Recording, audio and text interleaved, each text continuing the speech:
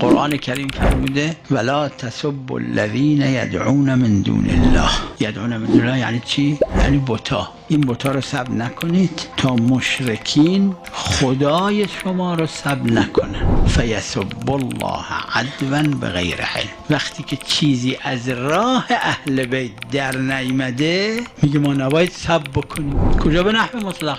این تلبیس ابلیس چجوریه دیگه؟ تو خود قرآن سب نیست؟ عتل بعد ذالک زنیم. این قرآنه یا نه؟ سبه یا نه؟ یعنی قرآن برخلاف خودش گفته؟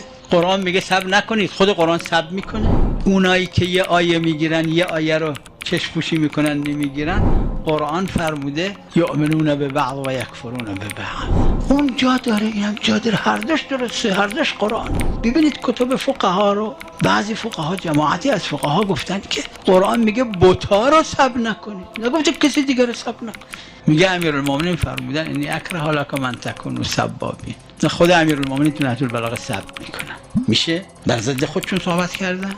نه، یا مسئله وقتی بوده یا مقطعی به قول علما قضیه خارجیه بوده، یا به یه معنای دیگه یه معنای دیگه سر جای خودش. ولد الزنا سب هست یا نه؟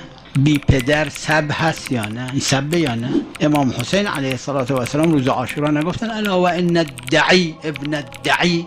بی پدر پسر بی پدر. امام حسین بلد نبودن ولا تسبوا الذین یدعون من دون الله؟